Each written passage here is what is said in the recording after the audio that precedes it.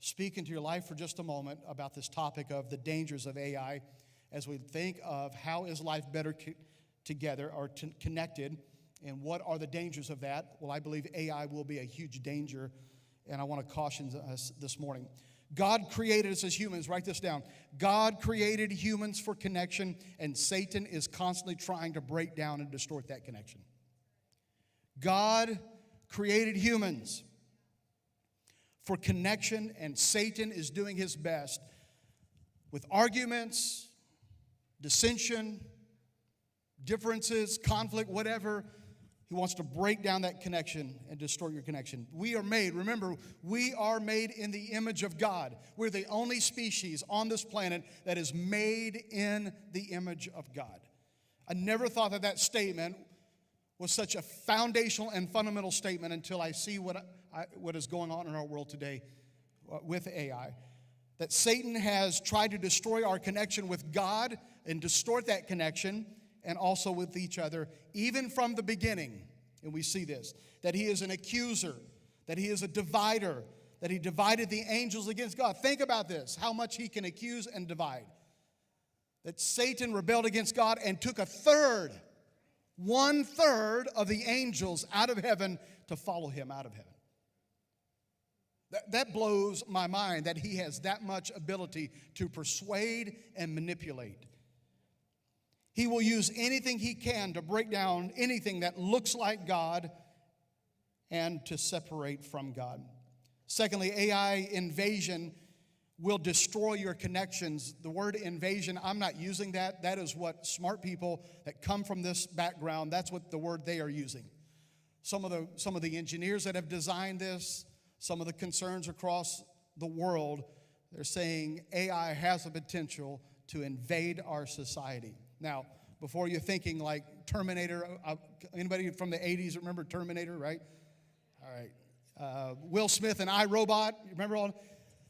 I'm thinking like, okay, I love sci-fi movies, and like this is not even possible. This is make-believe stuff. But I'm telling you, from what I'm seeing today and the advancement at this, I see that some of this, there's a possibility of something here, but I'm not so much worried about an invasion from species, transhumans, and military soldiers taking over the world. That is possibly a possibility. I'm more concerned about the human breakdown and the mistheology and the confusion and distortion for us to relate to one another. That's what I'm most concerned about. So what are you taking away? That AI invasion will destroy your connections. What do you need to know? How AI is advancing, how AI is playing a role in our society, like right now. And Satan will, not ifs, not maybes, Satan will use this technology. I'm not against it, but I'm definitely saying that we need to pray that there are some containment and boundaries put in place on this dangerous, extremely dangerous technology. I am against some of the origination and the thought behind it, the drive, the intent, the motivation, some of that, and I'll share a little bit of this with you. I am against that. I am not for the creation of something that will surpass human beings and distort God as the creator of all things in the world. What does the Bible say about AI principally? Its principles, its intent, the end times, possibly even the mark of the beast. We'll not get into all of this. Our connection with one another and God. And then what response I'm asking you to consider today. Number one, AI is advancing in our society at an alarming speed. I'm talking about fast. There are organizations like the Center of Humane Technology. It's a nonprofit organization. These guys, this is not a religious institutional organization. These are just concerned techs that are engineers that are concerned about how this is going to impact the world and society and human beings. And thank God they're having this discussion. And some of what I'm bringing you is from 2 or 3 different places of research that has been given, and then also interviews that have been given as well on this topic. I want you to see that AI is rapidly developing on its own. I think this is one of the most frightening things that not just for me or you that don't know much about this, but this is from the engineers. We don't know how it is rapidly developing, but it is. They gave examples like AI silently learned research-grade chemistry. That we didn't program it to learn research-grade chemistry, but we're finding out that it's learning on its own. That's where some of these started just a couple of years ago. It was Jeff Dean, SVP, Google AI. He said this: although there are dozens of examples of emergent abilities, there are currently few compelling explanations for why such abilities emerge. They created something and it's learning on its own. That it is rapidly learning. 4 years ago, AI could barely predict the next word in the sentence of a text, of a chat box. So you've seen this on your text. You would start a text thread, and down at the bottom, it would give you possible next words. It would try to guess or predict what you want to say in your text. How many remember that, right? That's where it started 4 years ago. But last year, with the launch of ChatGPT, it could write at a level of high school essays just last year. And it could play chess, but it wasn't that great at it. You could probably beat it if you're a good chess player. However, just a few weeks ago, it was discovered that this AI is now able to pass bar exams on its own. Medical exams, that it is that smart, learning that it could score in the 90th percentile of SATs. And it's not programmed to do this, it's just learning on its own. GPT-3 has learned how to create nerve gas. It can create nerve gas. I mean, you ask it it will tell you at a better rate than what the AI that was created in the context of chemistry, that it can outperform its research on how to create nerve gas. Secondly, AI is becoming better than humans at persuasion and connecting. That's not my statement. That is a statement from Tristan Harris and Asa Raskin from the Center of Humane Technology, that they said that it is growing at a pace that it can persuade and connect with people. Responding to questions, that it would persuade you with the answers. And what they found out that was amazing was it gave the answer, and then it says, for more details, see resources 1, 2, 3, 4, and 5, and it listed book titles, and they found out that those book titles are non-existent. But it was so persuasive in its answers that it was believable, and that is their concern. They said it developed to get your attention and to compete for an intimate spot in your life. That is what our concern is. That we see this through social media, that they have created social media to grab your attention, focus on it, open that app up, right? But now it has developed to where it's not just wanting your attention, it wants an intimate spot in your life.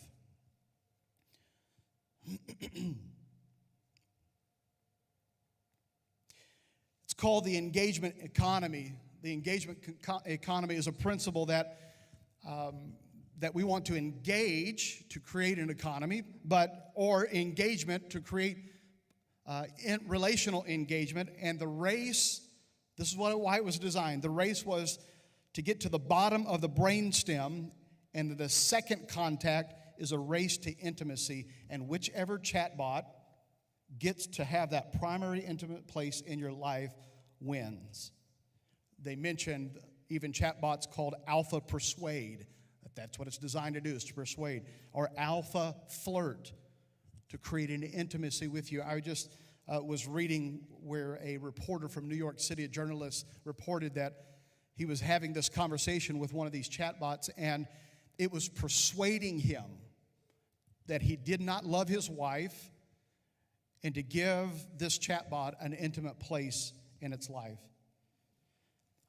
I read where a Japanese man, you probably have read this article where this Japanese man fell in love with this AI and ended up marrying it and performed or had a wedding ceremony with this AI, spent $8,000 to $18,000, I don't know which one it was, thousands of dollars to perform this wedding because he was madly in love, intimately in love with this AI. Different articles are out. You can read this, you can see this. And I'm just bringing this to your attention that this is a real issue, that humanity, society is falling for deception, breaking down the human connection to connect with artificial intelligence. And it's enticing.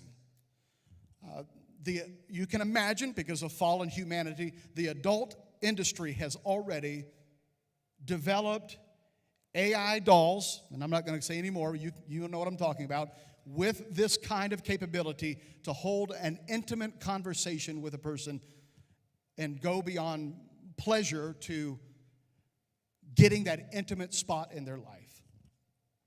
You would not believe. Now, this seems ridiculous to us. Like, this is no brainer, right?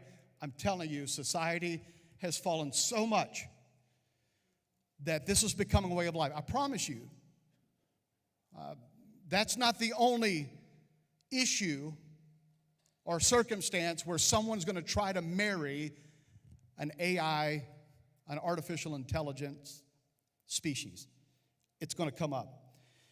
Through the deep fake and voice cloning, you've probably seen this where you can actually download the software and you can talk and become someone else, whoever you want to become.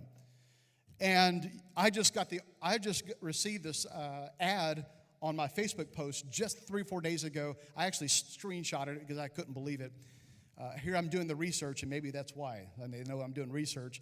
And they're asking me to pay a subscription to download this voice ability to mimic my voice to a T. That people have done it.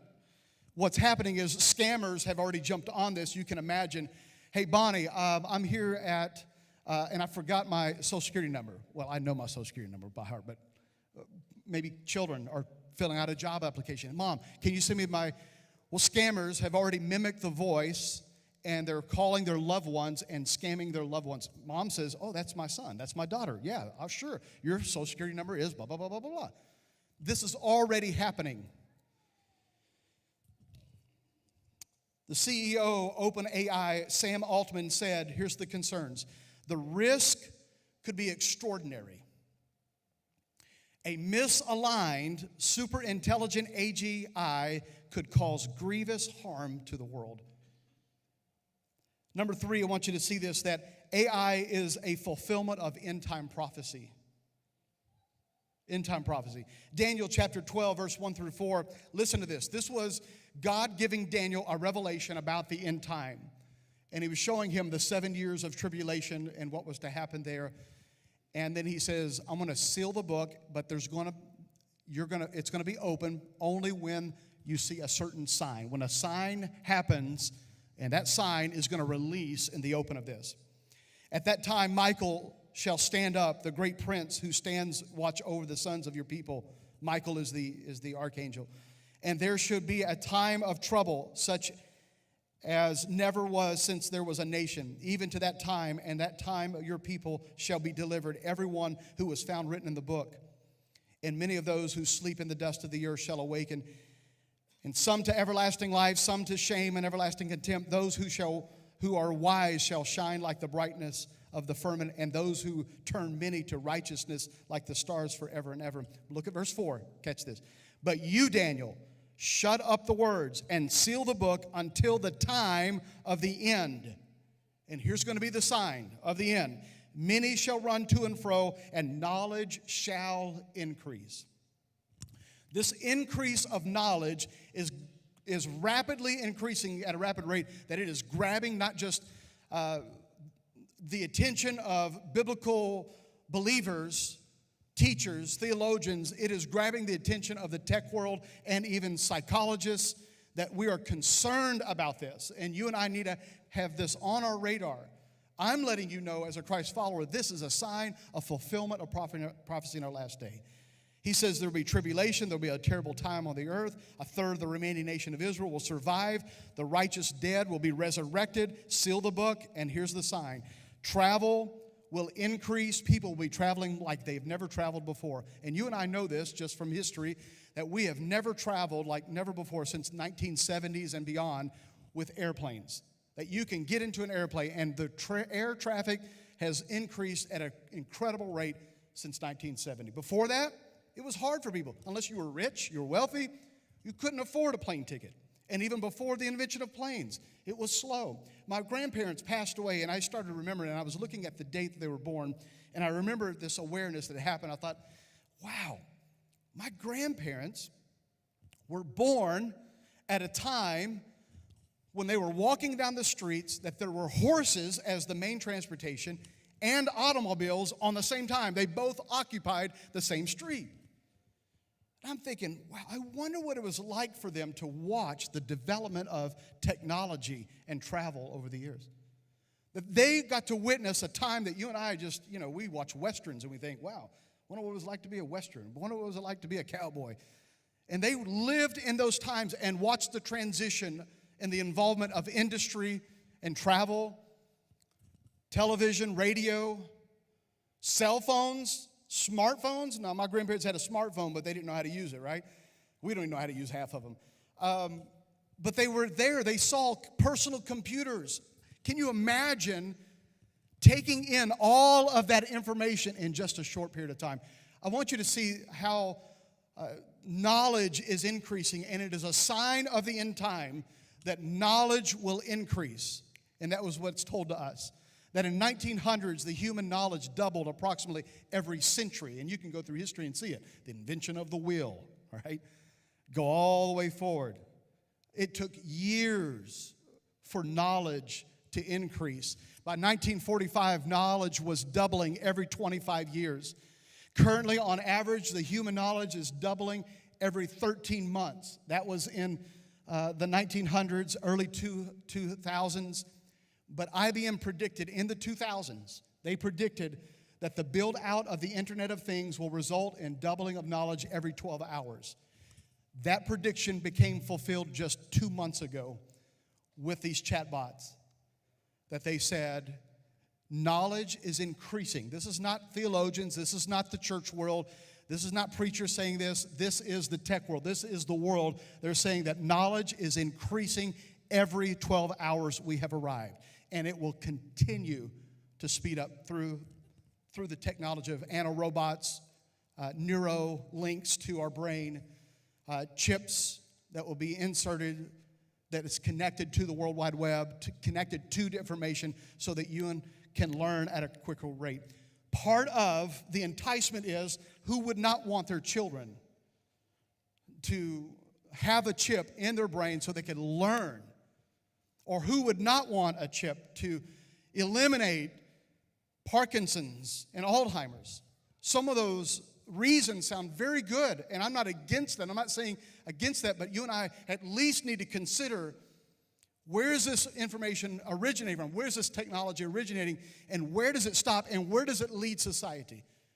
And how is it? If we can see through social media how it has impacted a whole generation, that we can't socially connect because of the devices in our hands, and we're so glued to a phone that we can't look people in the eye in the room. Are you with me this morning? You got to at least pause for a moment and consider this. How is this, and the advancement of this technology, how is it impacting us? How is it going to impact the world? I think we have a mandate as parents and grandparents and as Christ followers to have these discussions, to talk about them. I'm not creating war or revolution against technology. That's not what I'm saying. I'm saying you better wake up and realize that things around you are impacting you, and they're impacting society. Knowledge increased. You see that they're saying that AI can think 1,000 times faster than a human being. Every single job will be affected by AI. I just read an article by Goldman Sachs, and they said, I misquoted in the first service, I said 100 million. It's 300 million jobs in the next few years will be eliminated through artificial intelligence. I believe this is a fulfillment of Daniel chapter 12, just as significant as the prophecy of Israel becoming a nation in 1948. Some of you don't even understand that. Israel, what do you mean? Israel has always been a nation. No, there's some of us in the room that realize that it was an incredible fulfillment of prophecy when Israel was never a nation and has been disbanded and broke apart for centuries. But in 1948, it was established as a nation, and they said, wow, God must be coming back soon. I'm telling you, just as significant as that was, so is the significance of what AI can and will do and how it will connect in our world, in our society. Google AI engineer fired last year because he raised the concern that it was sentient, that it had feelings, it was thinking on its own, it was aware. They laughed at him. He said, "You're crazy." They fired the guy. He's given his testimony. You can go online and watch it. He says, "I'm telling you, I interacted with this AI. It can think. It has feelings." The godfather of AI, just 4 or 5 days ago, this happened just this week. The godfather of AI resigns, raising concerns about dangers. You can see even his interview, that they interviewed him and say, this was the guy. I watched his interview 4 years ago talking about AI, how it was advancing with robots and things like that and chatbots. And he was kind of downplaying the risk, but he said it's possible that it can wipe out the human race, but that's a very low risk. Now he is kind of changing his story because, again, what was true 4 months ago, it has advanced so much just 3 weeks ago that they're discovering. For instance, we did not program this chatbot with any other language except for the English language. And when we asked it a question for research, it answered us in Persian, Swahili, other language, and we did not program it to learn. It learned on its own based on the information that it's pulling.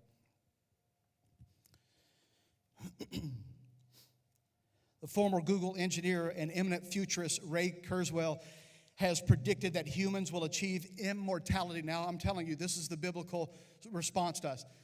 What do we do about this statement? That it is predicted that humans will achieve immortality with the help of nanorobots in just 7 years. It's kind of gone from our heart and intent is to resolve and heal Parkinson's. I get that. That's very noble. I think we should. But because you have broken humans that have no moral compass behind this technology, not all of them, but a big part of them, there is no boundaries. There is no regard for biblical foundation and no regard to God, the creator of the universe. All that is out the window, and they will create anything, another species that will supersede the human species that God has created. I read the article, and the title of the article was God-like artificial intelligence. Our desires to create a God-like AI.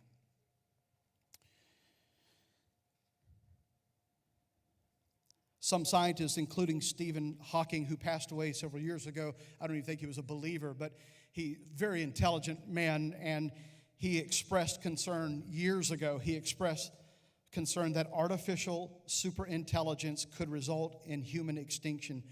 The consequences of the singularity, where that's different species and robots becoming singular, becoming one with human beings and human species, that we will have a singularity society, and its potential benefit or harm to the human race have been intensely debated, and it's still being debated at a greater rate even today. AI presents a huge temptation for the evil desire to become like God. This is a huge temptation that is nothing new, guys. And if you dismiss this, you're dismissing what God showed us in Genesis chapter 3, that it was Satan who said at the very beginning of time, who was created by God. Lucifer was his name, God's created name. He was an angel. He was in charge of worship. He was designed to lead all of heaven in worship toward God. But pride, arrogance, and this desire to become like God entered him and says, I'm going to be like God. And God says, I'm booting you out of heaven, but somehow he had formed a posse, a third of the angels, and a third of them fell with him. Now he's in the garden with Adam and Eve, God's first human species, creation, and God created them, and he tempts Eve and says, here's what he says. He says, for God knows, because God said, don't eat the fruit, but Satan's response was, God knows that when you eat from it, your eyes will be open, and you will be like God. We were not created to be like God. We were not created to know everything that God everything that God knows. That God wanted us, one, solely to rely on him and be connected to him, not to supersede and to elevate above God. The Tower of Babel, same story. They're building a tower, and here's what they said. Let's build a tower so we can reach God. Now, I'm thinking, when I read this, I'm thinking, they're dumb. These guys are idiots. Do they know that they're going to reach so high, reach an atmosphere, an elevation, that they're going to run out of oxygen, they're going to turn blue, they're going to die, right? And God said, I'm thinking, why is God's response? He knows, just let them go, let them keep building. And they're going to find out real quick. You're going to be blue men in just a moment, and you're going to die of lack of oxygen. But that's not what God said. Genesis chapter 11, verse 6 and 7. For the Lord said, if as one people speak the same language they have begun to do this, then nothing they plan to do will be impossible for them. Come, let us go down and confuse their language so they will not understand each other. You know what, God? I'm thinking only in that moment, in that context, God saw into the future and said, when men and women put their mind to it, they can pretty much accomplish anything. We need to confuse them so they can stop. They're going to hurt themselves. I wonder, it seems like to me, with that chart, that knowledge is doubling. I wonder if God has just kind of pulled back a little bit and allowing knowledge. Why in this century, 1900 to 2023, why in this time frame have we have an accelerated amount of knowledge that is increasing, and now every 12 hours, knowledge is doubling? What has God done? All those years, could we not advance? What has taken place? I'm wondering if God knows that the time is short and that Satan is doing his best to distort our beliefs and our convictions that God is the creator of this universe. We have one God, and we have one species that he created that is like him and in his image. And can we land there and stay there and honor that without wishing and wanting to become like God? God is the only one that is omniscient, all-knowing, omnipotent, all-powerful, omnipresent, God everywhere. But it is the desire of some of these engineers to create an AI being that is all-knowing, all-powerful, and it can be everywhere all at once. The evil desire to become like God and to disregard for the human race is a lack of a moral compass. And if we don't think that it is impacting us, how the world thinks, the culture of the world, how it disassociates us, how it separates us, how it divides us, then we need to wake up and think, are some of these devices being used by God to break down our connection, one with God and with each other? This is a huge temptation. Elon Musk and the Google co-founder Larry Page, they were good friends. And in an interview just a few months ago, Elon Musk was sharing that I was good friends with Larry Page. He is the co-founder of Google, and they're working on AI. And I was in his home, and we were discussing artificial intelligence and how it was progressing. And he was sharing with me how he wants to become the most prominent thing in the world, that it's smart, it's intelligent, it can heal diseases. And Elon, I believe, I don't know where he's at in his faith, but I do believe this guy is very conservative when it comes to morals. At least it appears to be that way. And he said to Larry, he says, Larry, listen to me. This is very dangerous for humanity and society. There has to be boundaries and safeguards of this. He said Larry Page was so mad at him, enraged, like something came out of him and said, you are a speciesist. And severed their relationship and have not spoken to each other since. A speciesist. I understand racist, that you feel like one race is more prominent than the other. That's not right. I can understand sexist, that one sex is more prominent than the other. That's not right either. But a speciesist? Yeah, I'm a speciesist. That the human race, the human species, is the only species in this world that is created in the image of God. Imago Dei. I'm created in the image of God. Therefore, I respect God as my creator, and I respect mankind as the prominent species in the world.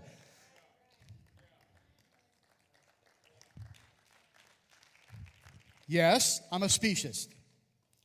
He is suggesting that if this species, AI, can be smarter, it can heal things, it can improve society, why would we not regard it and honor it above even the human race?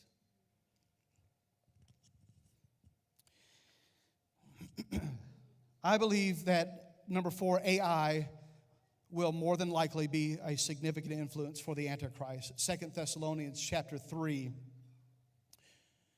verses 3 through 4.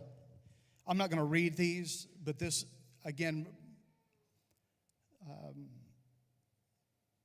makes the point that the Antichrist will not be AI. It will be a man. 2 Thessalonians chapter 2, verse 3 through 4. You can read, the man doomed to destruction, he will oppose, and he will exalt himself. Daniel chapter 9, verse 27, he will confirm a covenant with many of 1/7 in the middle of the 7 years. Again, he. Revelation chapter 13, verse 5 and 7, and he was given a mouth speaking great things, and he was given authority. So we know it'll be a man, but I'm wondering, because of what he will do and how he will persuade, how he will lie, how he will manipulate society, I'm wondering if the Antichrist may be a transhuman, where he will be part AI, or a chip where he will have instant access to information. Ask him a question, he can answer anything. Manipulate, persuade the whole world, and lie to them and deceive them. I believe that it will probably be more than likely that he will use this technology. Elon Musk and others says if we can link our brain to the cloud, we could learn at a higher rate of speed. I was in New York City in 2018 at a business conference, conference of technology with prominent CEOs in that room, and they were discussing, and they said, we are working on, this was in 2018, we are working on a chip that will link to your brain, that you will be connected to all this information, and you will not even need, we're trying to get to the point where we will not need a handheld device in our hands. Your brain will be able to access this kind of technology, and you can call whoever you want to call based on this kind of connection through your brain. I was in the room in New York City. And now I see what is happening today from 2018 to 2023, and I see the advancement of this taking place right now. What if the Antichrist is chipped with incredible abilities to have answers? Elon did say that in this interview that his most concern with AI is misinformation and incredible ability to deceive and to persuade. AI will control and deceive the world. It was a New York Times journalist that testifies that an AI tried to convince him that he didn't love his wife and that he was in love with the AI. 2 Thessalonians chapter 2, verse 9 through 10 says the coming of the lawless one. There are many names of the Antichrist. I think it was John that made reference to the Antichrist. That was only one place. There are many other names of this Antichrist. This is one of them. The lawless one, according to the working of Satan, he's aligned with him. He will have all power, signs, and lying wonders, and with all unrighteousness and deception among those who perish, because they did not perceive the love of the truth, and that they might be saved. For the first time, in light of AI and understanding that it is not a human species, that it is something made by man, that I realize when I read Daniel chapter 2, which is a big part of end-time prophecy. One of them, God gave him a vision of a statue, and he showed him how the statue were the alignment of different nations. And part of that statue was the 10 toes on his feet. And the 10 toes were made of certain material. And here's what the Bible says, Now think of this now in light of AI. As you saw iron mixed with ceramic clay, they will mingle with the seed of men. The seed of men.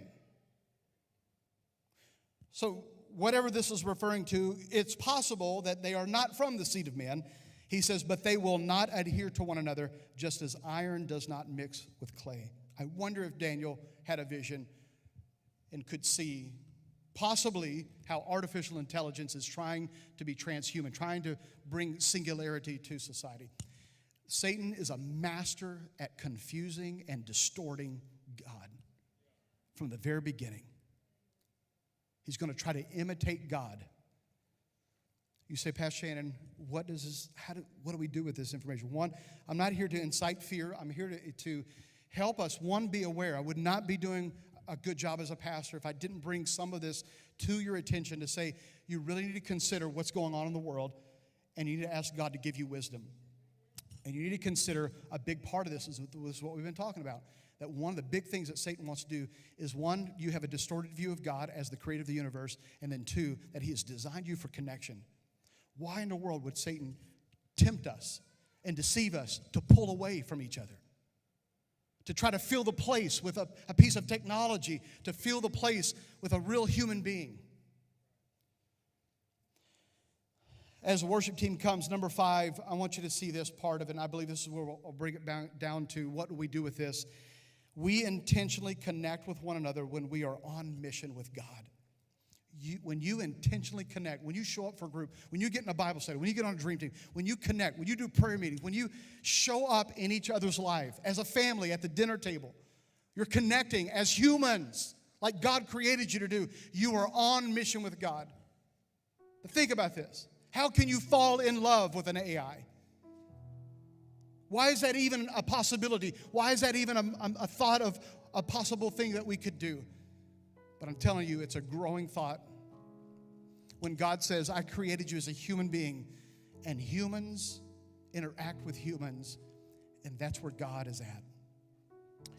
I love this quote by Martin Buber. He is an Austrian Jewish and Israeli philosopher. And tell me that this is not true. He says, when two people relate to each other authentically and humanly, God is the electricity that surges between them. The gifts of the Holy Spirit do not flow through AI. An AI may be able to imitate love and kindness and forgiveness, but the fruit of the Spirit can only connect through the human species that God, Creator God, created, that we are made in His image. What you need today is not another piece of equipment or technology to take the place of God or a human being. You don't need to fill it with an app. God wants to place a mom, a dad, a brother, a sister, someone in the body of Christ that God has created you to engage, and that's where the healing power of God flows, because it is Creator God that created us in His image, and that's where the Holy Spirit flows. If you believe it, come on, give God praise. Stand to your feet this morning. God created us in His image, and listen to me. This is what God said. He calls a husband and a wife to become one. I didn't say that, God said it. You're to become one flesh. He calls us as believers. We are His body. And He calls us to connect, not to be disjointed, but to be connected to each other. So in the face of Satan's strategy to divide us, to separate us, to think less of ourselves than what God created us to be, every time you show up in someone's life,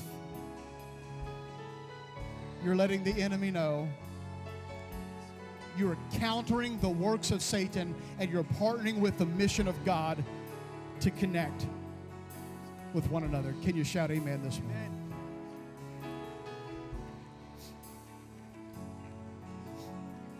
Psalm chapter 139, I see this so incredibly deeper and more expanded. based on what's going on in the world. Here's what David said. He said, God, and I believe this came out of a reflection moment where he was quiet with God and said, God, there's so much coming against me that I don't feel like whatever he was feeling, whatever insecurity or lowliness inside of him. Maybe he was looking at talented people around him. Maybe he was looking at all the other relationships and they seemed to have it all together. But somehow David wrote this. Look what he said. God, you formed my inward parts. You knitted me together in my mother's womb. And I praise you, for I am fearfully and wonderfully made. Wonderful are your works, and my soul, that's something that AI can't say. My soul knows the work of God in my life. I want to confirm to you today, listen to me, that you were intricately and wonderfully made by the creator of this universe. And he's placed so much value in you. And I wonder, as you connect with other people, intentionally connect, can you affirm that in the lives of other people around you?